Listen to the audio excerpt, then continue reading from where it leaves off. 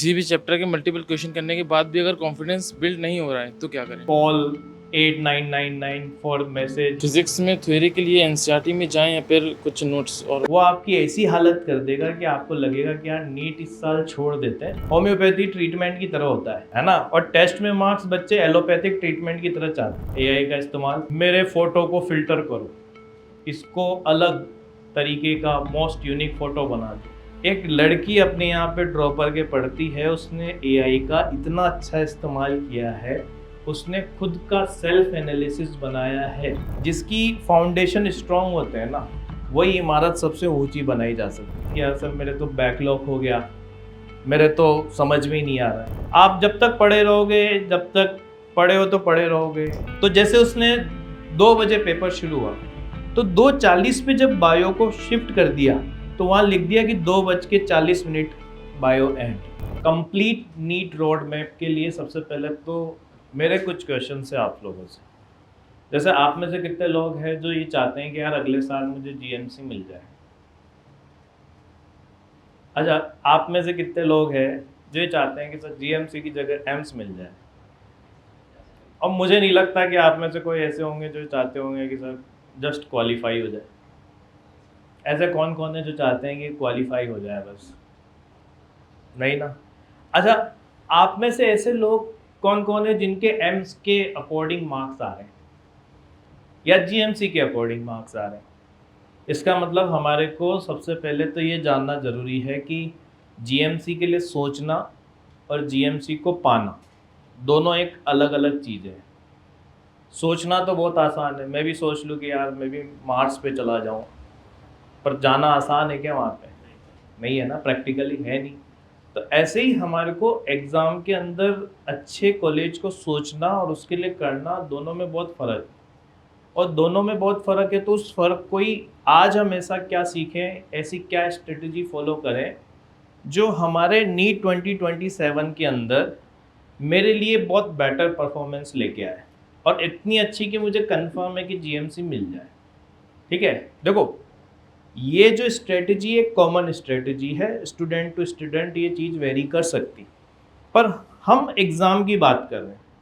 और अगर एग्ज़ाम की जब हम स्ट्रेटजी बनाते हैं तो मुझे ऐसा लगता है कि सारी चीज़ें आपके लिए आपके फेवर में ही हो पाएगी अगर हम एग्ज़ाम के अकॉर्डिंग अपने आप को रख लेते हैं। ठीक है, तो सबसे पहले अगर हम नीट 2027 की बात करें, देखो अभी पैटर्न कुछ फाइनल है नहीं कि अगले साल सर क्या रहेगा। ये ज़रूर है कि most of the chances CBT mode के हैं, पर क्या 180 क्वेश्चंस ही होंगे ये भी कोई कंफर्म नहीं है।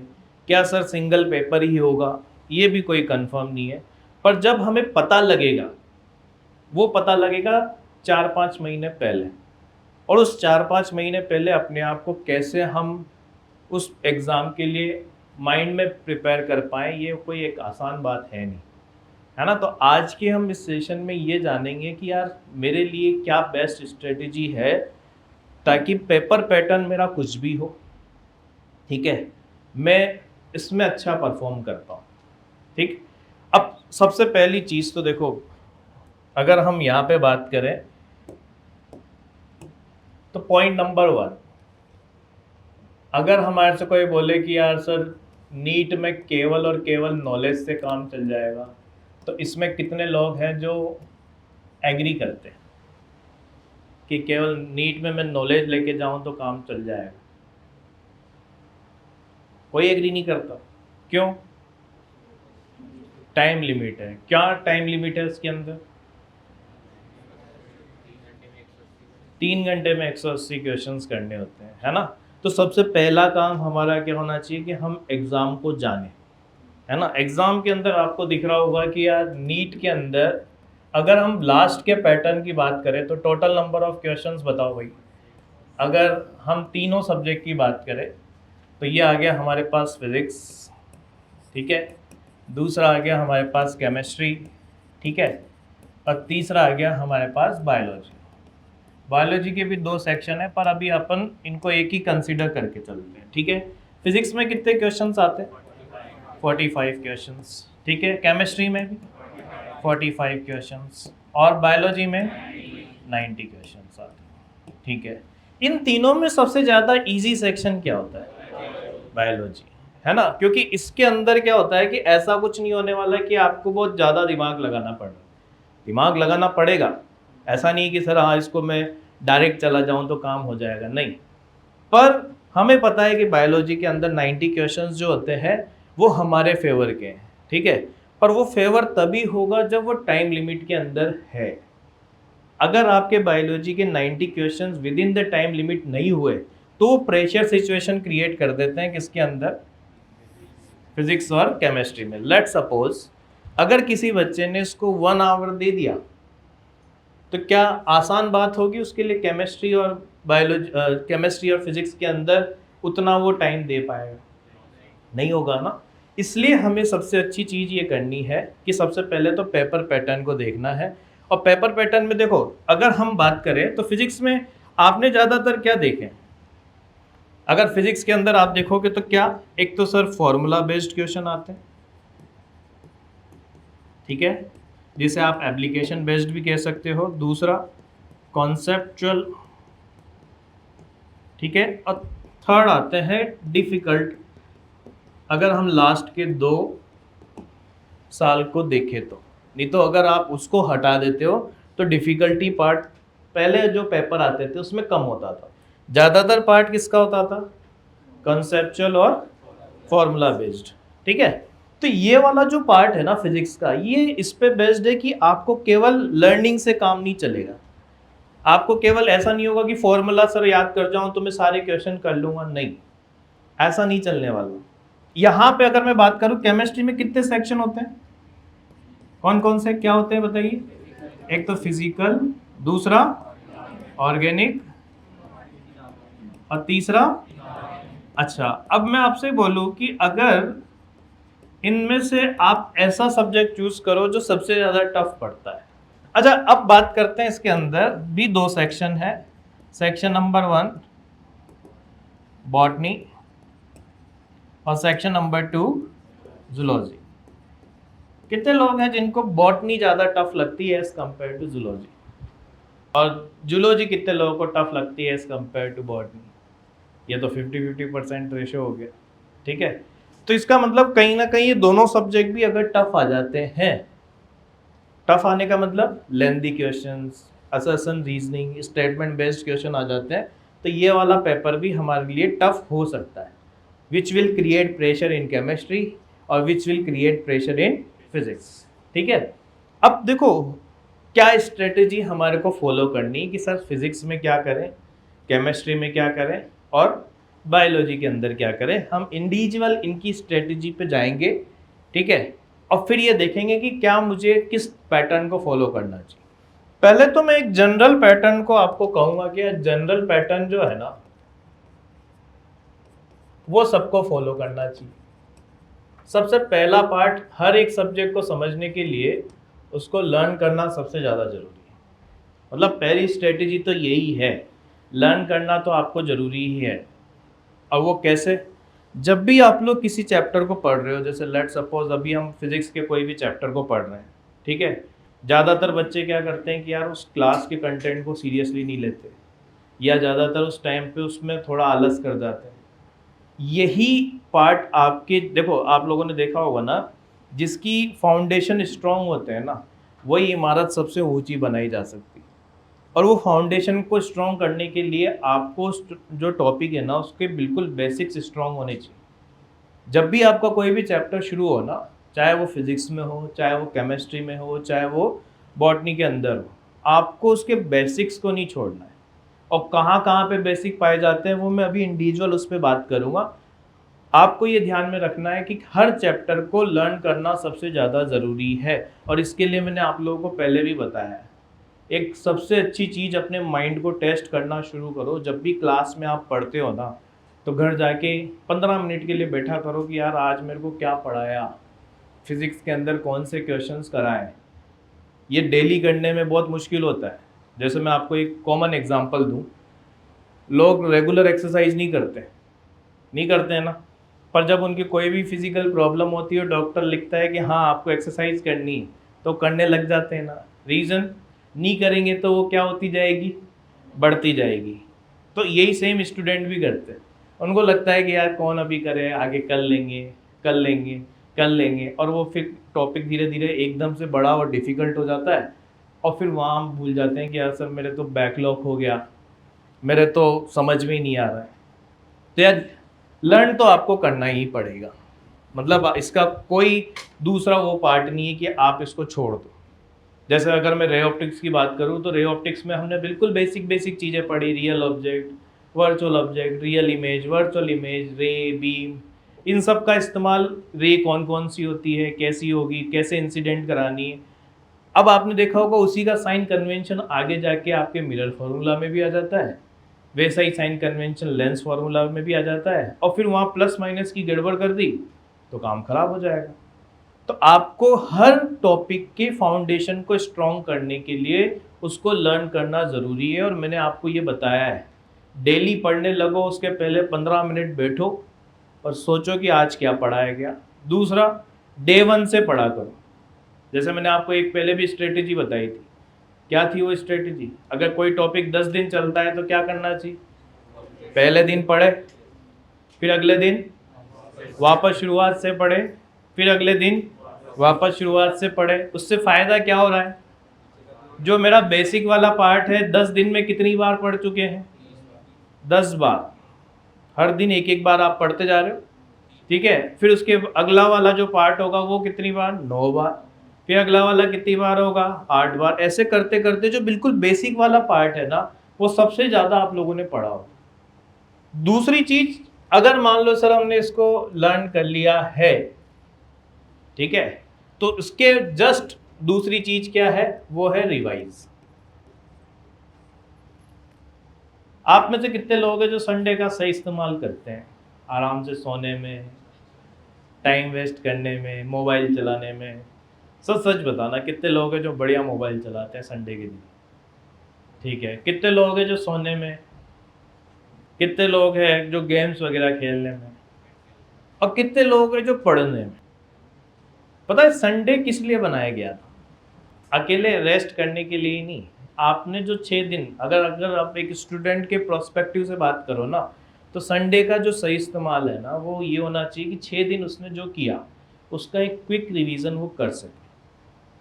अगर आपकी ये हैबिट नहीं होगी ना, आप मुझे बताओ आपका पेपर कौन से दिन होने वाला है? संडे, मंडे, ट्यूसडे, वेडनेसडे, इस दिन तो नहीं होने वाला ना। तो किस दिन सबसे ज़्यादा आप आलस कर रहे हो? चलो अच्छा, किस दौरान सबसे ज़्यादा आप लोग सोते होंगे? आफ्टरनून में। उसी टाइम पे शायद मेरे ख्याल से नीट का पेपर होता है, जिसका मतलब आप तो बिल्कुल अपोजिट वेक्टर्स का काम कर रहे हो कि ये सिलेक्शन की राह है मैं बिल्कुल, और जब दो अपोजिट वेक्टर होते हैं तो एक दूसरे को क्या कर देते हैं, तो बस वो नंबर आ भी रहे। तो ये वेक्टर को सिंक्रोनाइज करना ज़रूरी है। सिंक्रोनाइज करने का मतलब कहीं ना कहीं आप लोगों को संडे का सही इस्तेमाल, मैं मना नहीं कर रहा, अगर हम सर हर दिन पढ़ते रहेंगे तो बोरियत आएगी, आएगी बिल्कुल आएगी, पर आप ये चीज़ सोचो कि अगर आपने उस संडे को ब्रेक दे दिया तो अगले 6 दिन का स्ट्रगल सबसे बड़ा होगा। और क्यों होगा स्ट्रगल, उसका कारण मैं आप लोगों को एक उससे बता देता हूँ। सब लोगों को न्यूटन के लॉ पता है? लॉ नंबर 1 क्या है? बिल्कुल बढ़िया, लॉ ऑफ, ये पढ़ाई में भी वैलिड है भाई। लॉ ऑफ इनर्शिया जो है ना, वो पढ़ाई में भी वैलिड है। आप जब तक पढ़े रहोगे, जब तक पढ़े हो तो पढ़े रहोगे। और अब जैसे आपने पढ़ा है ना, लॉ ऑफ इनर्शिया क्या होता है? If a body is at rest it will remain at, if a body is moving then it will remain until unless. तो आपके लिए जो पहला पार्ट था ना, a body remain at rest it will remain at until unless a force is applied. ऐसे ही आप लोग अगर है ना खुद से पढ़ने की कोशिश नहीं करोगे ना, तो आपके हर दिन ये इच्छा होगी यार आज भी नहीं पढ़ते, मज़ा तो उसी में आ रहा है, कुछ भी हो जाए कैसे भी कर ले। अगर आप लोग खुद से इसको एडॉप्ट नहीं करोगे ना कि यार मुझे पढ़ने की ज़रूरत है, तो आप कुछ नहीं कर सकते। और अब टाइम बहुत कम बचा है, ये टाइम का अगर आपने सदुपयोग नहीं किया ना, तो ये लॉ ऑफ इनर्शिया आपको ऐसा कर देगा कि आपकी पढ़ने की इच्छा भी ख़त्म कर देगा। तो आप लोगों को सबसे पहले तो इसको चेंज करना है। चेंज कैसे करना है?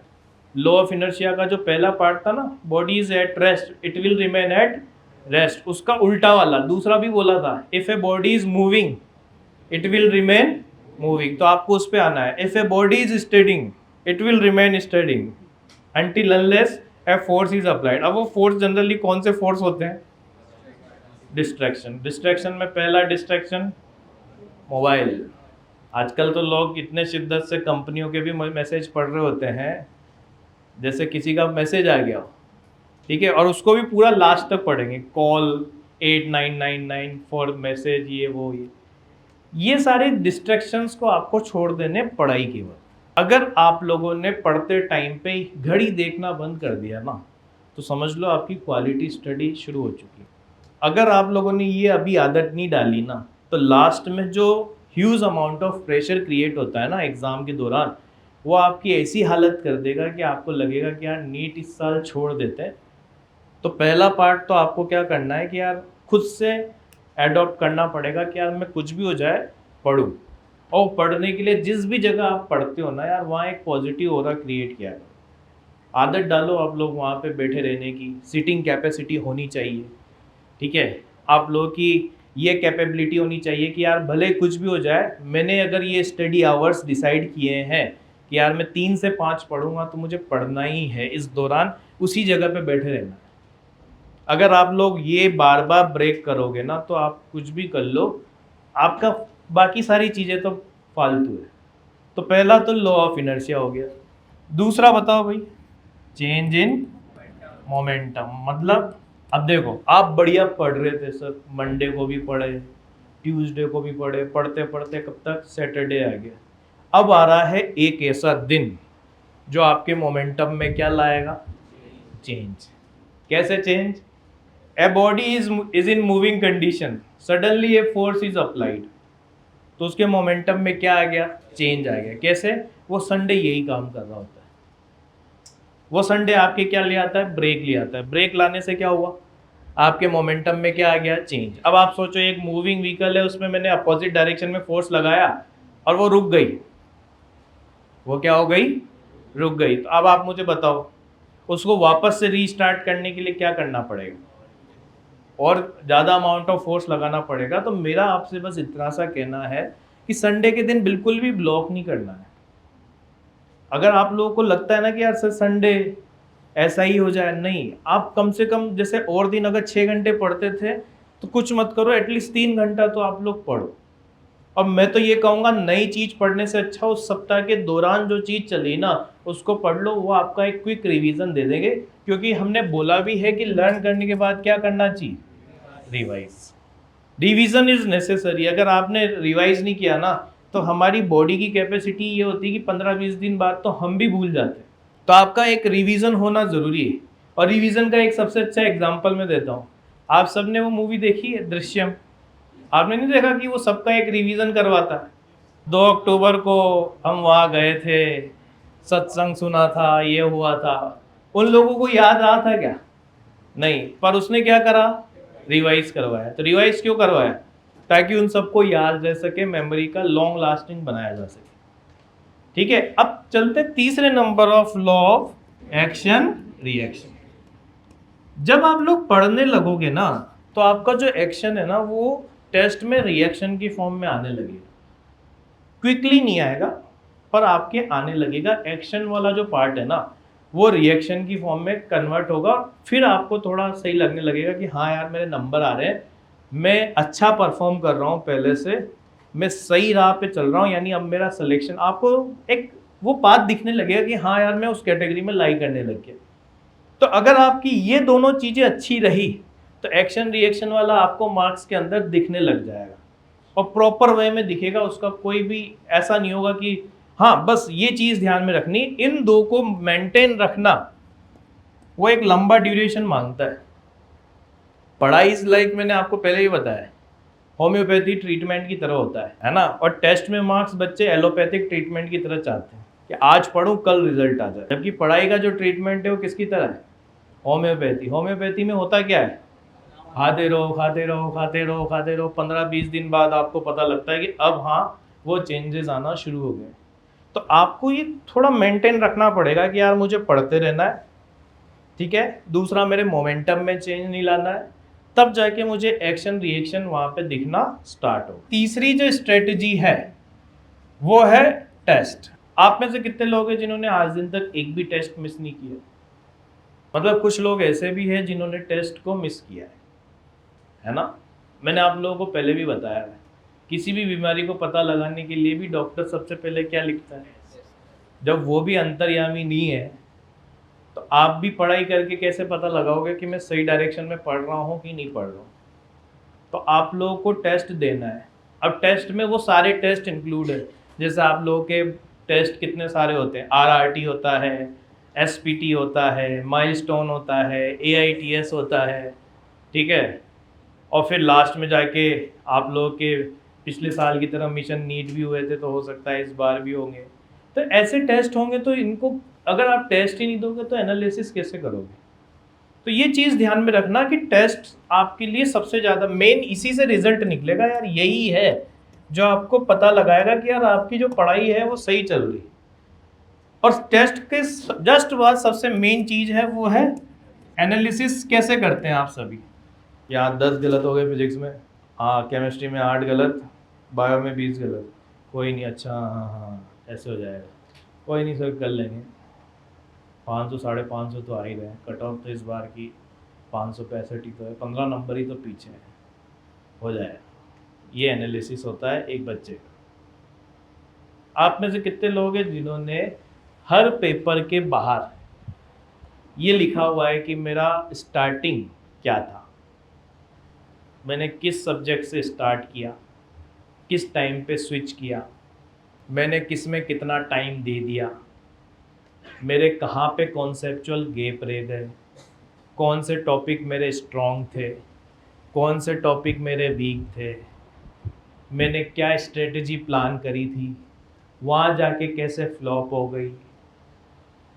ऐसा कुछ किसी ने लिखा हुआ है आप में से? नहीं ना, तो फिर आप कैसे एक्सपेक्ट करते हो कि यार मेरा एनालिसिस अच्छा होगा? आप में से कितने लोग हैं जिन्होंने दंगल मूवी देखी?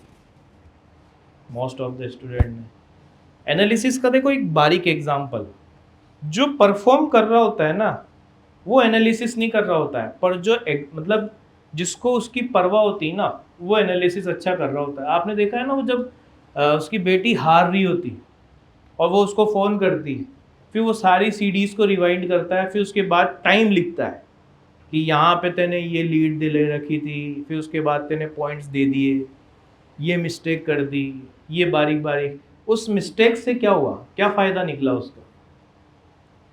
जब उसने उस पर काम करना शुरू किया तो अगले जो कॉमनवेल्थ गेम हुए थे उसमें उसकी परफॉर्मेंस अच्छी निकल के आई। आप लोगों को भी, आप में से कितने लोग हैं जो AI का इस्तेमाल करते हैं? देखो AI का इस्तेमाल, मेरे फोटो को फिल्टर करो, इसको अलग तरीके का मोस्ट यूनिक फोटो बना दो, बस ये AI का इस्तेमाल है। एक लड़की अपने यहाँ पे ड्रॉपर के पढ़ती है, उसने AI का इतना अच्छा इस्तेमाल किया है, उसने खुद का सेल्फ एनालिसिस बनाया है, एक फॉर्मेट बनाया है जिसके अंदर उसने कहा AI से बिल्कुल डिटेल में। उसमें तो AI तो आजकल माइक का भी इस्तेमाल करने के लिए बोलता है कि भाई तू तो नहीं लिख सकता ना, बोल के बता दे। तो बोल के उसने जब बताया करा, उसने अपनी पूरी बात बताई कि भाई मैं नीट की एस्पायरेंट हूँ, मुझे 2027 में नीट एग्ज़ामिनेशन देना है, मुझे बेस्ट ऐसा पैटर्न बना के दो जिसके अंदर मैं टेस्ट को बारीकी से एनालिसिस कर सकूँ। आप जो जो पॉइंट्स आप जानना चाहते हो वो पॉइंट्स बताओ उसको कि भाई मैं स्टार्टिंग मैंने क्या रखी थी, मुझे किस तरीके से उसको फॉलोअप करना है ना, कहाँ मैं स्विच कर रहा हूँ, वीक पॉइंट्स क्या है। इन सारी चीज़ों के लिए आपके लिए एक पर्टिकुलर फॉर्मेट तैयार करके देगा AI। और उसने क्या करा पता है क्या? पेपर अटेम्प्ट करते टाइम उसने क्या किया, मान लो कि बायो को पहले रखा, तो जैसे उसने 2 बजे पेपर शुरू हुआ तो 2:40 पे जब बायो को शिफ्ट कर दिया तो वहां लिख दिया कि 2:40 बायो एंड। इतने समय कितना टाइम लगता होगा, चलो बताओ, ये लिखने में कितना टाइम लगता होगा? 1-2 सेकंड, अरे 5 सेकंड मान लेते हैं, इससे ज़्यादा तो नहीं लगता ना। 5 सेकंड में आपको पेपर का कितना फायदा होने वाला है। जब आप वापस देखोगे तो आपको पता रहेगा कि आपने कितना ज़्यादा उस पर फोकस किया बायो पे। क्या मेरी स्ट्रेटेजी ऐसी तो नहीं है कि मैंने बायो में ज़्यादा टाइम ले लिया और मुझे फिर फिजिक्स केमिस्ट्री टफ लगी। कभी कभी पता है फिजिक्स केमिस्ट्री टफ क्यों लगती है? टाइम मैनेजमेंट की वजह से। तो अगर आप इस चीज़ को समझोगे कि मेरे लिए एक पेपर का एनालिसिस करना सबसे ज़्यादा ज़रूरी है, और वो एनालिसिस के लिए आप सारे पॉइंट्स नहीं कर सकते, पर एक आपने अगर फॉर्मेट बना लिया पीडीएफ का, और हर पेपर के बाद जब आप उसका प्रिंट निकलाओगे और पेपर के आगे उस पर लिखोगे वीक एरियाज, तो आपको हर टेस्ट पे ये कसम खा लेनी है कि हर टेस्ट देने के बाद एक तो मैं पहले चेक करूँगा, सब लोगों के पास आंसर की आ जाती है। कभी भी नहीं घबराना है कि यार मुझे चेक नहीं करना है, पेपर अच्छा जाए या नहीं जाए, आप लोगों की इतनी हिम्मत होनी चाहिए कि मैं आज चेक करूँ।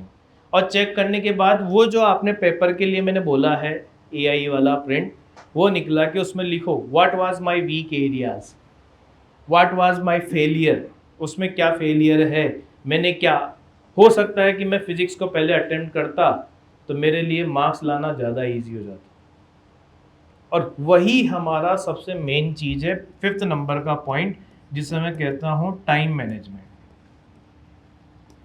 टाइम मैनेजमेंट अच्छा नहीं है ना, तो ये कितना ही अच्छा हो, नीट का पेपर उसके लिए नहीं है, क्योंकि NEET is not a difficult examination, NEET is time examination. Time examination मतलब समय पे रह के अगर चीज़ें याद आ गई तो बहुत बढ़िया है, अगर समय पे रह के चीज़ें याद नहीं आई तो इसका मतलब कोई काम की नहीं है आपके लिए।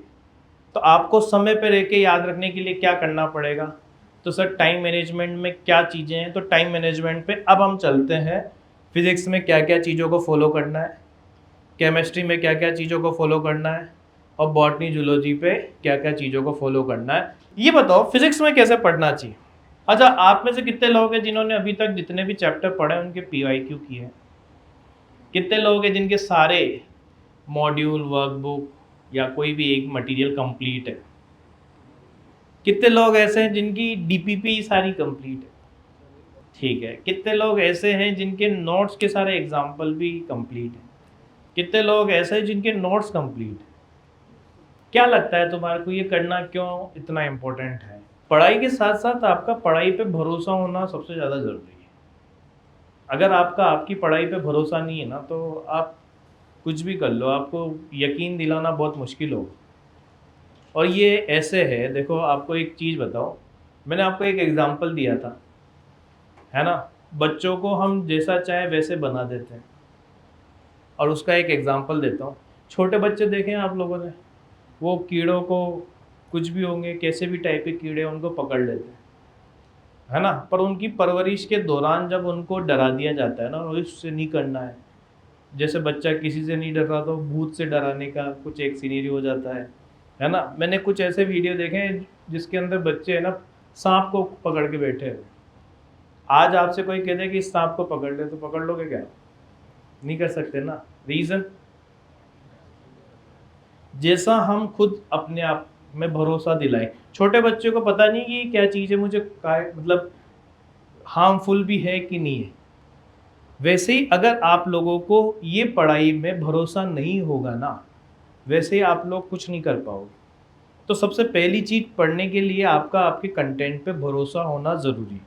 तो यार पहले तो देखो, आप सभी को जो भी आपके रेस्पेक्टिव टीचर पढ़ा रहे हैं, है ना, कुछ नहीं जाता यार। हमें क्या चाहिए? ज़्यादा नंबर ऑफ़ क्वेश्चंस करने हैं ना। आपके जितने भी नंबर ऑफ़ क्वेश्चंस क्लास में कराए जा रहे हैं, पहला काम तो क्लास नोट्स कंप्लीट हो, दूसरा क्लास नोट्स की क्वेश्चन कंप्लीट हो, है ना, भले ही वो छोटा सा क्वेश्चन क्यों ना हो। आपने देखा होगा सबसे ज़्यादा टेस्ट में बुरा किस पे लगता है, बड़े क्वेश्चन पे कि छोटे क्वेश्चन? अगर वो गलत हो जाए तो इसका मतलब आपको हर क्वेश्चन को इम्पोर्टेंस देनी है। तीसरा DPP और आपका जो मॉड्यूल दिया जा रहा है। अब मॉड्यूल में मैं आपको कहूँगा कि आपके जो भी मॉड्यूल है वो एटलीस्ट कवर होने चाहिए, और सबसे बढ़िया चीज़ है आपको आपके PYQ तो करने ही हैं। PYQ मतलब वो PYQ है ना ऐसे रखा करो कि आपको खुद से करने लास्ट में, जब मेरा मॉड्यूल हो गया, जब मेरी DPP हो गई, जब मेरे क्लास नोट्स के क्वेश्चन हो गए, क्या मेरा कोई PYQ का क्वेश्चन अटक रहा है क्या? अगर नहीं अटक रहा है इसका मतलब मेरा कंटेंट सही है, मुझे सब सारी चीज़ें हो रही है। अगर आपका ये भी चीज़ फॉलो हो रही है ना तो बस आपके लिए सफिशिएंट है। अगर आप ये मन में रखोगे ना मैं बहुत सारी चीज़ें कर लूँ, तो नहीं हो सकता। हाथ में रेत तभी टिकती है जब ये हाथ ओपन होगा। अगर आपने अपने आप को हाथों को बंद करने की कोशिश करी ना, रेत किधर गिर जाएगी। तो जितना आप अपने आप को ऐसा बनाने की कोशिश करोगे कि मैं ये भी कर लूँ वो भी कर लूँ, नहीं हो सकता। आपको एटलीस्ट एक कंटेंट को पूरा अच्छे से कवर करना है। और उसमें सबसे बड़ी चीज़ क्या ध्यान में रखना है, आप में से कितने लोग हैं जो उसमें मार्क करते हैं? जैसे आप लोगों के पास 3 कलर के पेन होते हैं, ठीक है, या फिर एक ही पेन होता है। तो मैं ये करता था, एक बार अगर क्वेश्चन हो गया तो मैं एक सिंगल टिक लगा देता था। सिंगल टिक का मतलब ये मेरे लिए इजी, वन टाइम अटेम्प्टेड है, मुझे इसको वापस देखने की ज़रूरत नहीं। अगर उस क्वेश्चन में मेरे गलत हो रहा है तो मैं 2 टिक कर देता था। 2 टिक का मतलब मैंने पहली बार किया, गलत हुआ, वापस इसके अंदर देखा तो मुझे दूसरी बार में हो गया, तो इसका मतलब सेकंड टिक। और थर्ड टिक में उस पर लगाता था कि यार मैंने 2 से ज़्यादा बार अटेम्प्ट कर लिया, आफ्टर कन्वर्सेशन विद टीचर तब जाके मैं इसको सॉल्व कर पाया हूँ। तो मुझे क्या करना होता था, जब भी मेरा वो टॉपिक टेस्ट में आता था ना, तो मैं कौन से क्वेश्चंस को वापस देख के जाता था? डबल टिक और ट्रिपल टिक वाले। डबल टिक क्यों? डबल टिक वो क्वेश्चन होगा अगर गलत हो गया तो मेरी गलती, और ट्रिपल टिक वो मुझे समझाने के बाद भी अगर मैंने नहीं किया तो फिर क्या मतलब। तो आपको वापस जाते वक्त उस टॉपिक को रिवाइज करने के लिए, अब आप एक चीज़ सोचो, अगर आप मॉड्यूल के 250 क्वेश्चंस को रिवाइज करने जाओगे तो क्या वो पॉसिबल है क्या? पर अगर मैं आपसे कहूँ कि उसी 250 में से 50 करने, तो पॉसिबल है। और पॉसिबल इस वजह से क्योंकि नंबर ऑफ क्वेश्चंस क्या हो चुके हैं अब आपके, कम हो चुके हैं। तो आपको ये ध्यान में रखना है यार, फिजिक्स के अंदर जितना हो सके आपको जो भी कंटेंट पढ़ाया जा रहा है उसके प्लस साथ के क्लास नोट्स के questions plus DPP plus module और एटलीस्ट हर चैप्टर के PYQ तो करनी ही है ना। और एक चीज़ ध्यान में रखना, जब पढ़ रहे हो ना तो पुराने पास्ट के बारे में मत सोचना, मेरे को सर ये भी नहीं आता, मेरे को वो भी नहीं आता। आप इतनी बार पढ़ चुके हो ना, आप है ना, आप एक चीज़ देखना, आपके जितने भी ब्लड टेस्ट करते हैं वो सारे क्या डॉक्टर होते हैं क्या होते हैं? वो मेडिकल प्रैक्टिशनर। क्योंकि वो प्रैक्टिस कर करके, उनसे कारण पूछोगे तो उनको भले ही नहीं पता होगा, पर प्रैक्टिस से उनसे वो चीज़ आ चुकी है। प्रैक्टिस वाला पार्ट जो होता है ना वो आपको ये चीज़ बढ़िया करवा देता है। ऑर्गेनिक को पढ़ने का सबसे बढ़िया तरीका है यार, अपने मैकेनिज़्म को समझना सीखो। मैकेनिज़्म का मतलब मैं आपको एक चीज़ बताता हूँ। जैसे सपोज करो आप कोई एक बॉलर हो और आपके सामने कोई एक बैट्समैन है, आपने देखा कि यार ये ज़्यादातर जितना भी बार आउट हुआ है वो इसने थोड़ा 6 की तरफ उठाया है तो बाउंड्री पे कैच आउट हुआ है, आपको उसको आउट करना है, तो कैसे करोगे आप? पहले उसको लालच दोगे। लालच क्यों? आपने देखा होगा ना, जितने भी बैट्समैन जो ज़्यादातर ऊपर उठा रहे होते हैं वो तभी आउट होते हैं, उसके पहले 1-2 छक्के वो मार चुके होते हैं। क्यों? बॉलर की स्ट्रेटजी यही होती है कि वो सबसे पहले उसको क्या करवाता है, ये कॉन्फिडेंस दिलाता है कि भाई हाँ तुझे ऊपर मारना है। और फिर एक ऐसा मौका आता है जिसके अंदर ऐसी बॉल डाल दी जाती है जिससे वो बाउंड्री पे नहीं जाके पहले ही कैच आउट हो जाता है। यहाँ पे इनऑर्गेनिक वाला जो पार्ट है ना, इसके अंदर भी आप ये देखना, जब हमारे शुरुआती मैकेनिज़्म होता है ना, हमारे को वही चीज़ समझनी पड़ेगी कि यार ये मैकेनिज़्म ऐसे ऐसे रिएक्शन होती है, SN1 SN2 E2 elimination reactions, इनको समझना, इनकी मैकेनिज़्म को समझना सबसे ज़्यादा ज़रूरी है। फिर क्या होगा, जब आप समझने लगोगे ना तो इसका जो टफ क्वेश्चन आएगा तो आप उसको भी बढ़िया लालच देके आराम से क्रैक कर पाओगे, अगर आपकी इसकी मैकेनिज़्म अच्छी है तो। और इसकी मैकेनिज़्म के लिए सबसे अच्छी चीज़ पता है क्या किया करो यार, मेरे हिसाब से तो सबसे बढ़िया चीज़ इसके अंदर, कुछ आपने देखा होगा सर वगैरह ने मैकेनिज़्म बता रखी होगी। मैकेनिज़्म के लिए आप क्या किया करो कि एक टाइप के चार्ट क्रिएट कर लिया कि इसकी इसके साथ रिएक्शन होने पे ऐसा, इसकी इसके साथ रिएक्शन होने पे ऐसा, इसकी इसके साथ रिएक्शन होने पे ऐसा, ठीक है। और कुछ नहीं करना है, वो जो अपने पुराने टाइम का जो चल रहा है ना कि सोने से पहले 3 बार और उठने के बाद 3 बार, सुबह उस चार्ट को क्या कर लिया, पढ़ लिया गुनगुने पानी के साथ, ठीक है। तो एनर्जी का सिंक्रोनाइज हो गया। आपने जैसे ही पढ़ा, आपको इसमें एफर्ट कितना डालना पड़ा, चलो ये बताओ। नहीं डालना पड़ा ना, बस पढ़ रहे हो ना आप। पढ़ने से क्या होगा, आपके माइंड को हैबिट हो जाएगी कि यार मैंने और ये मैकेनिज्म सीखी थी ऑर्गेनिक की, ये चीज़ हमारे को करनी पड़ेगी। और अब आते हैं इनऑर्गेनिक और बॉटनी और जूलॉजी। अच्छा, इनमें से समझने वाला पार्ट किस में ज़्यादा आता है? अगर आपके जूलॉजी में 180 नंबर नहीं आ रहे हैं ना, तो ये मत कहना कि मेरी जूलॉजी अच्छी है। आ रहा है क्या, किसी कोई है जिसके जूलॉजी में 180 नंबर आ रहे हैं? तो फिर कैसे कह दिया आप लोगों ने? जहाँ सब लोग अच्छा कर रहे हैं वहाँ अगर आप अच्छा नहीं कर रहे तो फिर तो क्या हुआ, फ़ायदा क्या हुआ फिर इसका? ये याद रखना, ये सब्जेक्ट ऐसे हैं, अगर आपने इसमें एक छोटी मिस्टेक भी करी तो ये आपकी रैंक को इतना पीछे खिसका देंगे जो आपको बहुत ज़्यादा इम्पैक्ट ले आएगी।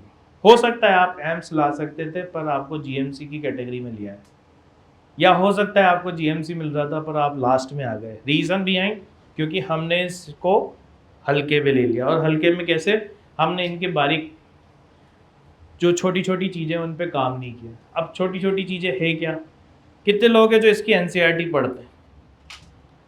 अच्छा चलो ये बताओ, एनसीईआरटी के एक पेज से बायो का कितने क्वेश्चन बन सकते हैं? एक एक लाइन के भी अगर मैं 10 20 25 क्वेश्चन मानूँ तो सोचो कितनी लाइन होती होगी, बहुत ज़्यादा। इसका मतलब मेरी अगर लाइंस बहुत अच्छे से क्लियर है, अब वो क्लियर कब होगी, बार बार, है ना। और बार बार पढ़ने के लिए सबसे पहली चीज़ हमारी रीडिंग हैबिट होनी चाहिए। मैं आपसे ये कहूँगा, अगर आपकी इंग्लिश, अगर आप इंग्लिश मीडियम के हैं तो आपकी इंग्लिश पढ़ने की हैबिट होनी चाहिए। और वो हैबिट ऐसी कि आप में से बहुत सारे तो बड़े क्वेश्चन को देख के ही लास्ट में पहुँचते ही भूल जाते हो कि शुरू में क्या था। अगर आपके कोई क्वेश्चन 6 लाइन या 5 लाइन से ऊपर है तो हमें पता है लास्ट वाली लाइन के बाद वापस मुझे शुरू से पढ़ना है, ये हमने अपने दिमाग में पहले से ही बना रखा है। और आप सोचो फिर कैसे करोगे इसके एक एक मिनट के अंदर 2-2 क्वेश्चंस। तो ये करने के लिए आपकी रीडिंग हैबिट होनी चाहिए। और रीडिंग हैबिट के लिए कुछ नहीं करना, आप डेली जब भी आप नोट्स पढ़ो ना, नोट्स पढ़ने के बाद अगर आपके पास टाइम बच जाता है तो यार मैं यह कहूँगा कि आप लोग है ना 15 मिनट निकाल के एनसीईआरटी का एक पेज पढ़ा करो कि आज मुझे ये पेज पढ़ना है और ये पेज अच्छे से पढ़ो। जितना आपकी रीडिंग हैबिट अच्छी होती जाएगी, आपके असर्शन रीजन अच्छे होते जाएंगे, आपके स्टेटमेंट बेस्ड क्वेश्चन अच्छे होते जाएंगे, आपके जो बड़े बड़े क्वेश्चंस होते हैं जिसके अंदर 50-50% वाले ऐसे ऑप्शन होते हैं वो भी अच्छे होते जाएंगे। और इसके लिए माइंड टेस्टिंग सबसे ज़्यादा ज़रूरी है। 15 मिनट एक पेज पढ़ो और 15 मिनट उसी पेज से रिलेटेड क्या क्या चीज़ें थी उसको सोचो। आपने करा क्या, आधा घंटा पढ़ा और आधा घंटे के अंदर आपने एक पेज को पूरा अच्छे से पढ़ ली, वो अच्छा क्रिएट हो गया तो आपकी सारी चीज़ें बहुत बेहतर होती जाएगी। तो फिज़िक्स में एक बार क्विक रिवीजन करते हैं। फिज़िक्स के अंदर हमने क्या क्या चीज़ें सीखी। एक तो हमारे को क्लास के लेक्चर को सीरियसली लेना है, क्लास नोट्स के एक एक एग्जाम्पल अच्छे से करने हैं, डीपीपी करना है, कोई एक कंटेंट पूरा करना है, प्लस पीवाईक्यू करने हैं। फिजिक्स और फिजिकल केमिस्ट्री में। ऑर्गेनिक में क्या करना है, मैकेनिज्म को समझना है। मैकेनिज्म को समझने के लिए क्या क्रिएट करें, चार्ट क्रिएट कर लो, छोटे छोटे पेज में लिख लो, है ना, सामने चिपका दो अपनी वॉल पे। जैसे नहीं होता कि आप लोग अपने वॉलपेपर लगा के रखते हैं, एक दिन आज उसका वॉलपेपर लगा लो, जब भी लॉक खोलोगे मोबाइल का, अच्छा आज भी SN1, आपको एक बार तो पढ़ने में आ ही जाएगा ना। कुछ नहीं तो रूम पे लगा लो, रूम पे लगा लोगे तो आपके ये होगा कि जब रूम पे पढ़ रहे होंगे तो बढ़िया होगा। और तीसरा, ऑर्गेनिक, बॉटनी और जूलॉजी, इनका क्या पार्ट है, रीडिंग हैबिट अच्छी होनी चाहिए, एनसीईआरटी आपकी पढ़ने की हैबिट होनी चाहिए। एक बार में क्वेश्चंस अटेम्प्ट करने के लिए आपकी माइंड की कैपेसिटी को इंक्रीज करना पड़ेगा। और इंक्रीज करने के लिए क्या करो, कभी कभी आपने देखा होगा ना पढ़ने में मन नहीं लगता। मैं तो इसको पता है कैसे पढ़ता था, इनऑर्गेनिक को घूमते घूमते। जितना आप इधर उधर घूमते हुए पढ़ रहे होंगे ना तो आपको आलस आएंगे, ठीक है, और आप लोग उसको अच्छे से कर पाओगे।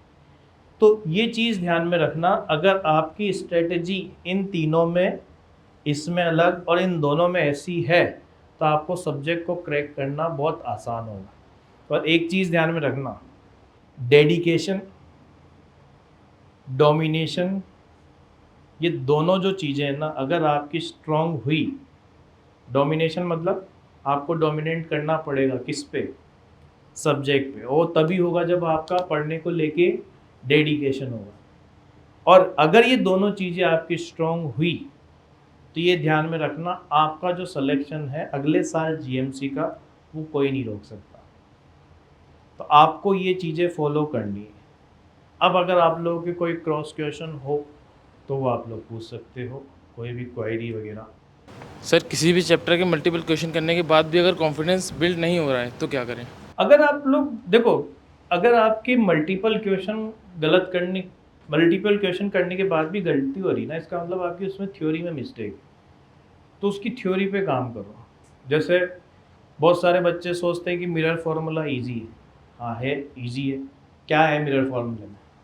1/v + 1/u = 1/f। पर आपने साइन में गलती कर दी और आप बार बार उसके पैटर्न में देख रहे हो कि यार मैं यही गलती कर दे रहा हूँ, तो वो भी एक गलत है। तो एक तो थ्योरी पे काम करो। दूसरी चीज़, आप जब भी ऐसे क्वेश्चनों में गलती कर रहे हो, तो यार ज़्यादातर बच्चे आजकल पता है सबसे अच्छी चीज़ क्या कर रहे होते हैं, और वो उनके लिए नहीं करना चाहिए। अगर उनसे कोई क्वेश्चन गलत हो गया ना, तो क्या करते हैं, स्कैन किया, गूगल सर्च किया, उस पर्टिकुलर ड्यूरेशन के अंदर आपको चीज़ समझ में आ गई, पर वो लॉन्ग लास्टिंग समझ में नहीं आती। तो यार मेरे हिसाब से इसको अगर आप डिस्कस करोगे, क्योंकि टाइम अगर आप किसी चीज़ में इन्वेस्ट कर रहे हो डिस्कशन में, तो लंबे समय तक याद रहती है, रादर देन उसको देख के और फिर आप देखोगे तो भूल जाओगे। तो दो चीज़ों पे काम करो, एक तो थ्योरी, ठीक है, उसकी थ्योरी देखो कि कहाँ मैं मिस्टेक करता हूँ, और दूसरा इसको टीचर के साथ डिस्कस करो रादर देन किसी गूगल सर्च कर। फिजिक्स में थ्योरी के लिए एनसीईआरटी में जाएं या फिर कुछ नोट्स और? देखो एनसीईआरटी तो तीनों की ज़रूरी है, पर फिजिक्स के अंदर क्या होता है, जैसे कभी कभी तरीके अलग अलग हो जाते हैं कॉन्सेप्ट के। हो सकता है एनसीईआरटी किसी एक तरीके को सोच रहा हो, पर उसको इजी वे में आपके टीचर कोई दूसरे तरीके से सिखा पाए, तो वहाँ पे आपको मेथडोलॉजी दोनों तरीके से अगर आप आंसर्स ला सको, तो मेरे हिसाब से जो इजी वे होगा वो ज़्यादा सही होगा। तो आप उस पर देखो कि यार मेरे को टीचर के डिस्कशन से लगा कि अगर ये वाला पार्ट इजी है तो मैं उस पर काम कर लूँ। तो ये था आप लोगों का कंप्लीट नीट का रोड मैप, ठीक है। होपफुली आप सभी के लिए ये फ़ायदेमंद होगा। फिर भी अगर आपको आपकी पर्सनल स्ट्रेटेजी अगर चाहिए हो, तो प्लीज़ अपने टीचर से कंसल्ट करो, ठीक है। उनसे ये पूछो कि सर मेरे इस चीज़ में ये गलती होती है, तो मुझे इस पे क्या काम करना चाहिए, कैसे मैं इसको इम्प्रूव करूँ। पर प्लीज़ पहले आप लोग अपना डेडिकेशन रखो, डिटर्मिनेशन रखो और डोमिनेशन रखो। ये तीनों डी का कॉम्बिनेशन बना के रखो, है ना। डेडिकेशन रखोगे तो ही आपका नीट में सिलेक्शन हो पाएगा। डिटर्मिनेशन रखोगे तभी जाके आप किसी क्वेश्चन पे काम कर पाओगे, पढ़ पाओगे। और डोमिनेंट तभी हो पाएगा जब ये दोनों चीज़ें अच्छी होगी, तभी आपके लिए उसमें कॉन्फिडेंस आ पाए, ठीक है। तो ये था हमारा नीट 2027 का रोड।